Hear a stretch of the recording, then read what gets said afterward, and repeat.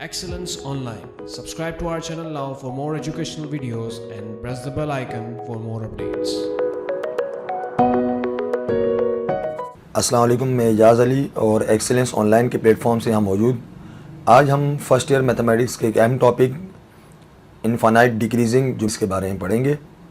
यह आपकी बुक में एक्सरसाइज 6.6 में शामिल है और ये मोस्ट इम्पॉर्टेंट इसलिए कि इसमें से अक्सर व बेशतर आपके फ़ाइनल के पेपर्स में यानी बोर्ड के एग्ज़ाम्स में इस तरह के सवाल आया करते हैं। तो आज के इस लेक्चर में हम सीखेंगे कि इनफाइनाइट डिक्रीजिंग ज्योमेट्रिक सीरीज़ क्या होती है और उसके साथ ही इसके रिलेटेड कुछ हम क्वेश्चंस या एग्जांपल्स को सॉल्व करना सीखेंगे।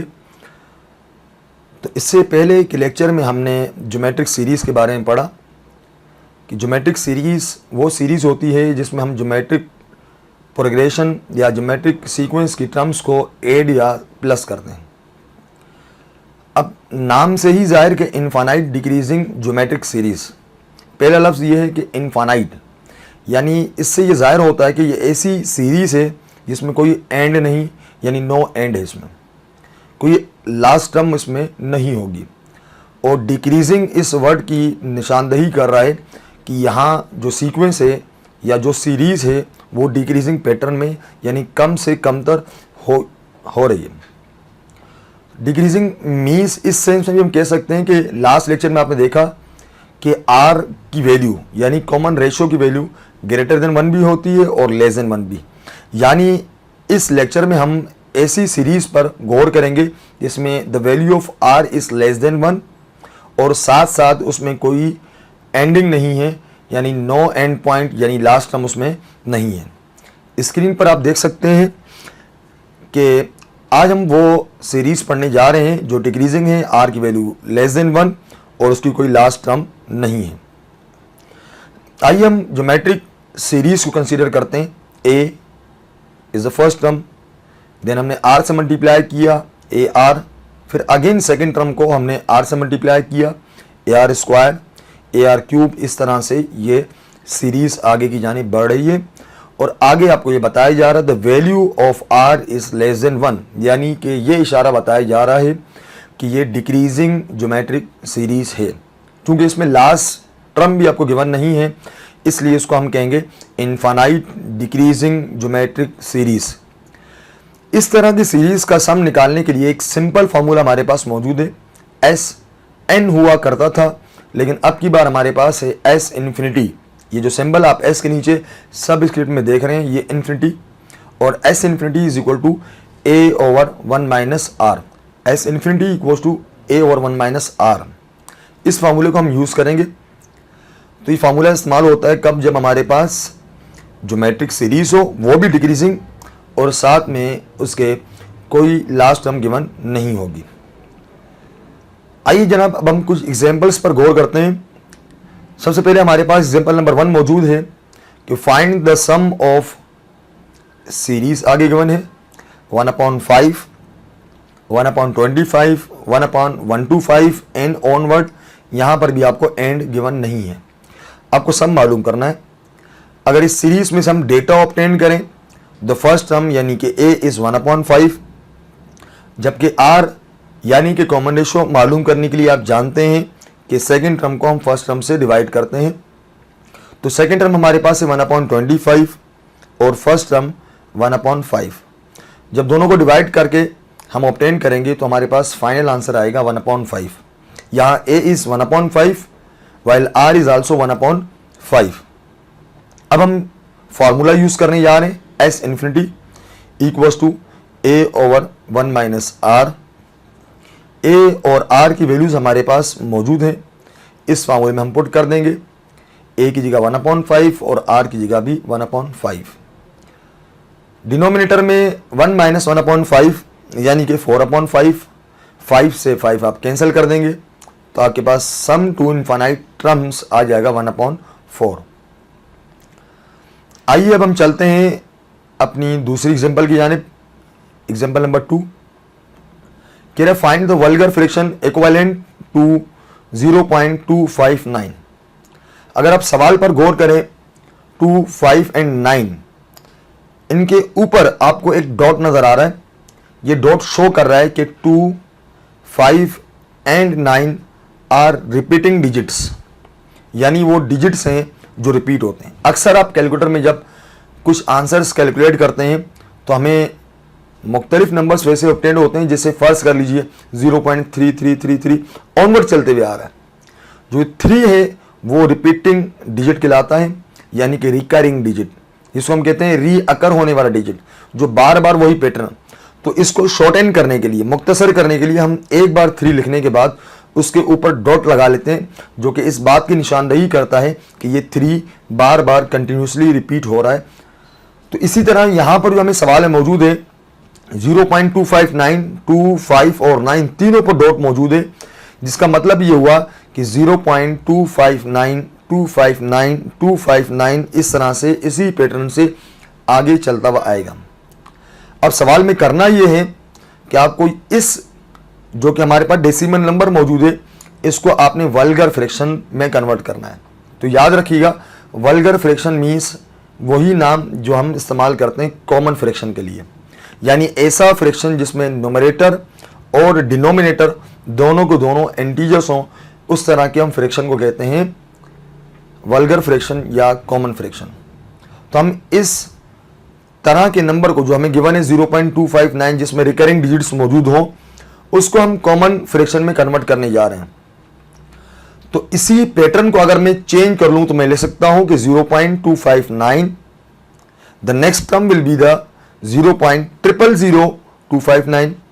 अब यहां 000 जो शुरू के 259 थे उससे जब हमने हटा दिया, उनकी जगह जीरोस आ गए, देन प्लस 0.6 टाइम्स जीरोस 259।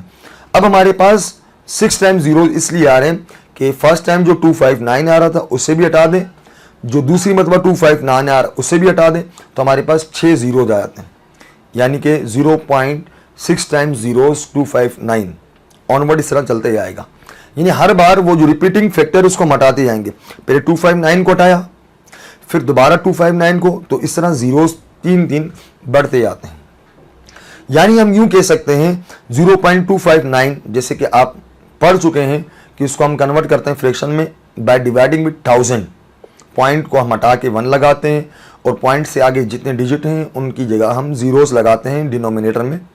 तो ये बन जाता है 259/1000। और इसी तरह 259/1 के आगे 6 जीरोस, फिर इसी तरह ऑनवर्ड चलते जाएगा।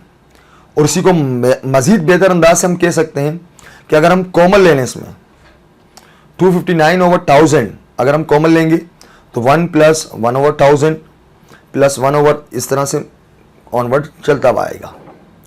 यानी कि हम कह सकते हैं कॉमन लेने के बाद 1/1000 को मैंने लिखा 10⁻3, जब 6 जीरोस हैं 10⁻6, 9 जीरोस आएंगे नेक्स्ट में तो 10⁻9, इस तरह से सीरीज चलती जा रही है। लेकिन ब्रैकेट में मौजूद इस सीरीज पर अगर मैं गौर करूं तो ये वही सीरीज है जो आज का हमारा लेक्चर है, जिसे हम कहते हैं इनफाइनाइट डिक्रीजिंग ज्योमेट्रिक सीरीज। आइए अब हम इसको कंसीडर करते हैं, यानी कि पहले हम इस सीरीज में से हम इसका सम मालूम कर लेते हैं। इसमें यकीनन a यानी फर्स्ट टर्म इज 1, r निकालने के लिए T2/T1।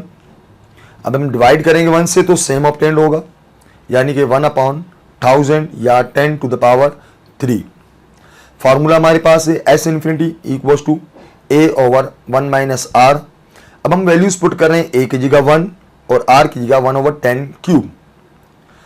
अब अगर हम एलसीएम लें डिनोमिनेटर में तो सूरत-ए-हाल कुछ यूं बन जाती है कि 1/1 - 1/1000।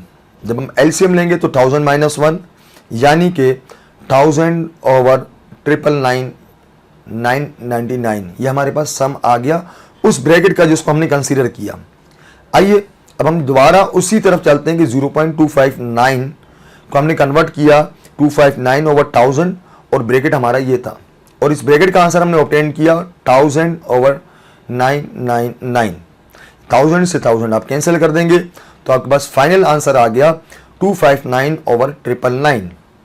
यानी मुराद ये है कि 259/999 तो अगर हम डिवाइड करें with the help of calculator या किसी और मेथड से तो हमारे पास ऑप्टेंड होगा 0.259, 259, 259, यानी हमारे पास 259 रिपीटिंग डिजिट्स होंगे, बार बार रिपीट हो रहे होंगे, यानी कि हमने इस रिपीटिंग डिजिट वाले जो डेसिमल नंबर थे उसको एक वल्गर फ्रैक्शन में या कॉमन फ्रैक्शन में कन्वर्ट कर दिया।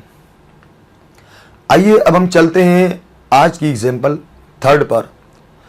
थर्ड एग्जांपल हमें कहती है find the sum to n terms of the series 0.2 plus 0.22 plus 0.222 onward. अगर आप गौर करें तो यहां भी एंड नहीं है और ये भी डिक्रीजिंग है। तो इस तरह की जो सीरीज हुआ करती है उसे सॉल्व करने के लिए हमने 2 कॉमन ले लिया। 2 जब हम कॉमन लेंगे 0.1 प्लस 0.11, 0.111, इस तरह से ऑनवर्ड चलता हुआ आएगा। और अगर मैं इसमें खास पैटर्न लाने के लिए 9 से मल्टीप्लाई और 9 से डिवाइड कर दूं, क्योंकि जब हम 9 से मल्टीप्लाई और 9 से डिवाइड करते हैं तो हमें कुछ खास पैटर्न नजर आता है जो आप आगे देखेंगे। मैंने यहां पर जो ब्रैकेट में मौजूद 0.1, 0.11 इनको 9 से मल्टीप्लाई और फिर 9 से डिवाइड कर दिया। अब सूरत ये है कि ब्रैकेट में है 0.9, मैंने इसे कन्वर्ट कर दिया 1 माइनस 0.1। इसी तरह नेक्स्ट टर्म पे आ जाए 0.99, इसे मैं कन्वर्ट कर रहा हूं 1 माइनस 0.01। उसके बाद थर्ड टर्म 0.999 को मैं कन्वर्ट कर रहा हूं 1 माइनस 0.001, यानी इस तरह से खास पैटर्न चलता हुआ आएगा। लेकिन तमाम जो टर्म्स को हमने ब्रेक करके एक ब्रैकेट ऑब्टेन किया तो उसमें अगर आप देखें फर्स्ट टर्म इज 1, इन तमाम वंस को, तमाम वन जो है हम उसको सेपरेट कर रहे हैं। जब हम सेपरेट कर लें 1 प्लस 1 प्लस 1 हर टर्म का इस तरह से आ जाएगा टू n टर्म्स, क्योंकि हमारे पास ये n टर्म्स तक जा रहा है। और उसके बाद हमारे पास सूरत ये है कि जो सेकेंड टर्म्स हैं उन सब में नेगेटिव साइन आ रही है। अगर आप देखें माइनस 0.1, फिर नेक्स्ट ब्रैकेट में माइनस 0.01, फिर उससे नेक्स्ट में माइनस 0.001, इन तमाम से मैं माइनस कॉमन लेकर सबको प्लस की फॉर्म में लिख लेता हूं, यानी 0.1 प्लस 0.01 प्लस 0.001, इस तरह से ऑनवर्ड आएगा। अब सूरत ये 1 plus 1 plus 1 to n terms, यानी ये n टर्म्स तक जा रही है, तो इसका सम सिंपली n आएगा। इसकी मिसाल मैं ऐसे दूंगा कि जब आप 2 1 प्लस करते हैं तो 2 आंसर आता है, 3 1 को प्लस करेंगे 3 आंसर आएगा।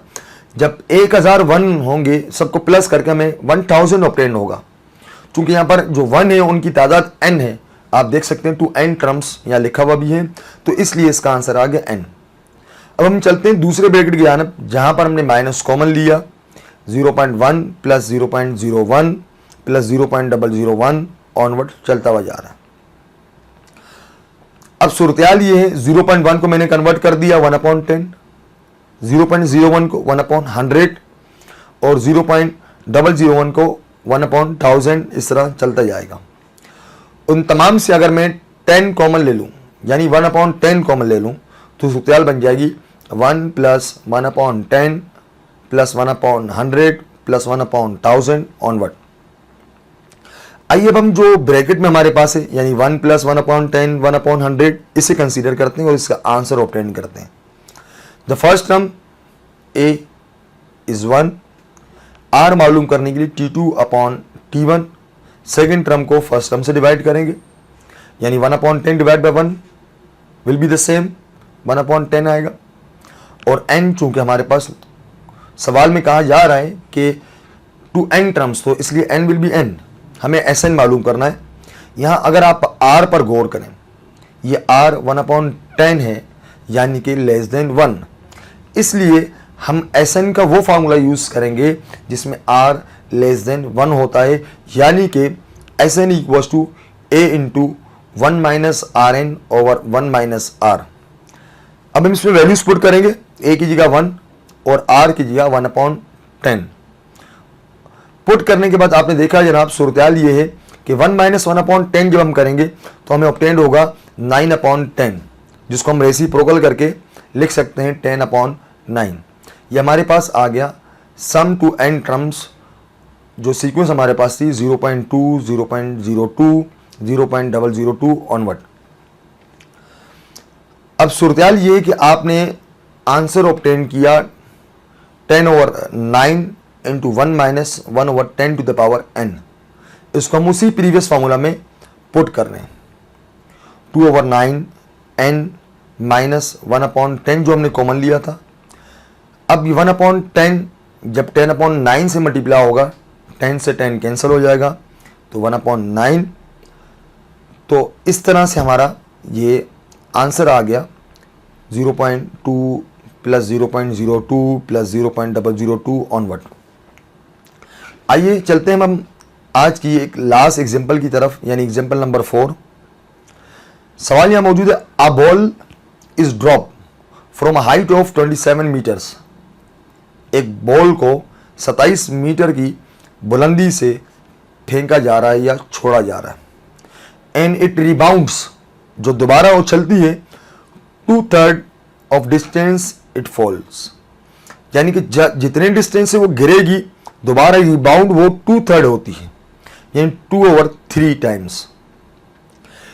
और आगे सवाल में कहा गया है, इफ इट कंटिन्यूस, अगर ये जारी रहे, to fall in the same way. जिस तरह आपने एक रबड़ की बॉल या सिम बॉल या पिंग पोंग बॉल को जब ड्रॉप करते हैं तो वो कंटिन्यूसली डिक्रीज होते आता है उसमें पैटर्न, और फाइनली वो रेस्ट में आ जाती है। तो सवाल में भी ये सूरत है कि if it continues to fall in the same way, इसी तरह अगर वो 2/3 दोबारा रिबाउंड होने के बाद चलता जाएगा, तो एक वक्त ऐसा कि वो रेस्ट में आ जाएगा। आपसे सवाल ये कहा जा रहा है कि what distance will it travel before coming to rest. वो रेस्ट में आने तक कितना डिस्टेंस कवर कर चुका होगा। मैं सवाल दोबारा बता रहा हूँ कि आप 27 मीटर की हाइट से बॉल को ड्रॉप कर रहे हैं और वो बॉल दोबारा रिबाउंड होती है 2/3। तो यहाँ सूरत ये है कि आप इस सामने डायग्राम में देख सकते हैं, सबसे पहले बॉल ड्रॉप हो रही है 27 मीटर से।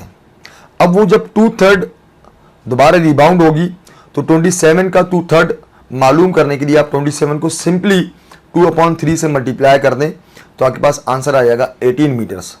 यानी वो बॉल जो 27 मीटर की हाइट से गिरे और 2/3 रिबाउंड होगी, तो 18 मीटर की हाइट उसको मिलेगी, यानी राइज, बुलंदी आएगी उसमें, और उतनी ही हाइट से दोबारा वो नीचे गिरेगा, यानी दोबारा 18 मीटर की हाइट से नीचे की तरफ आएगा, और अगेन फिर वो राइज करेगा 2/3। तो 18 को अगर आप 2/3 से मल्टीप्लाई कर लें तो हमारे पास आता है 12।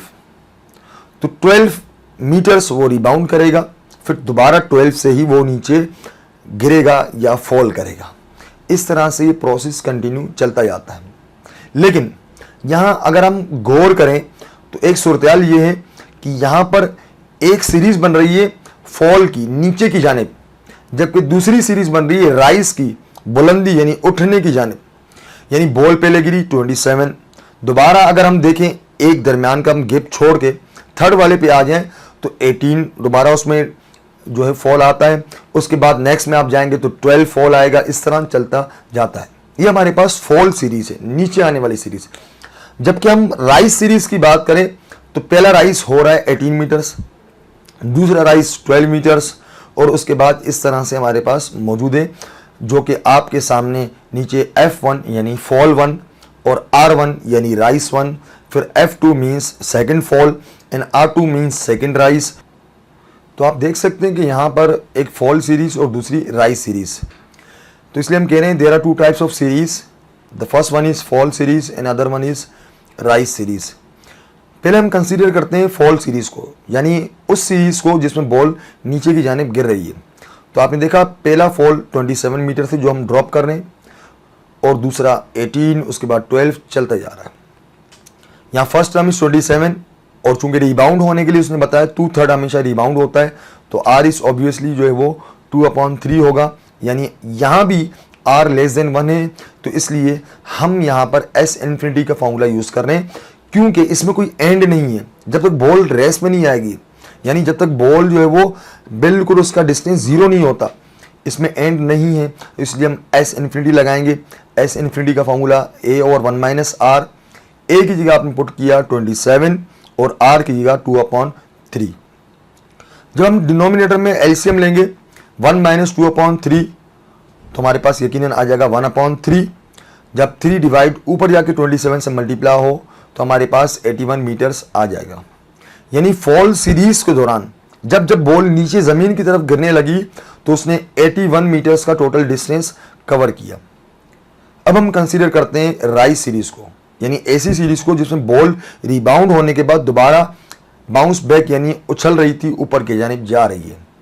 तो इसमें आपने देखा फर्स्ट जो राइज आ रहा है वो 18 मीटर्स का, सेकेंड राइज 12 मीटर्स का और थर्ड राइज 8 का। इस तरह यहाँ आपने देख सकते हैं कि फर्स्ट टर्म इज 18 और r इज 2/3। अगेन क्योंकि रीबाउंड हमें बताया गया था 2/3। फार्मूला यूज करेंगे S infinity equals to a और 1 माइनस r। a इज 18 और r इज 2/3। जब हम पुट करेंगे 18 1 माइनस 2/3 जब हम करेंगे 1/3 ऑब्टेंड होगा और 3 डिवाइड वहाँ जाके यानी नोमिनेटर पर जाके मल्टीप्लाई तो हमारे पास बन जाएगा 54 मीटर्स। यानी वो डिस्टेंस है जो राइज के दौरान ऑब्टेंड हुआ 54 मीटर्स। फॉल के दौरान आपने देखा कि 81 मीटर्स, जबकि फॉल के दौरान 54 मीटर्स का डिस्टेंस कवर हो रहा है। तो टोटल डिस्टेंस हमें मालूम करना है क्योंकि सवाल में कहा गया कि बॉल रेस्ट तक जाने में टोटल कितना डिस्टेंस कवर कर चुकी होगी, इसलिए हम कह रहे हैं total distance covered by the ball will be equals to distance covered while falling plus distance while rising. तो फॉलिंग के वक्त 81 मीटर्स का आंसर आया, जबकि राइजिंग के वक्त 54 मीटर्स का। तो इसलिए हमारे पास टोटल जो डिस्टेंस कवर हो रहा है 135 मीटर्स कवर हो रहा है। इसके साथ ही हमारा आज का लेक्चर ख़त्म होता है। उम्मीद करता हूँ कि आप तमाम पॉइंट्स को गेन कर चुके होंगे। मिलते हैं नेक्स्ट लेक्चर में, तब तक के लिए अल्लाह हाफिज़।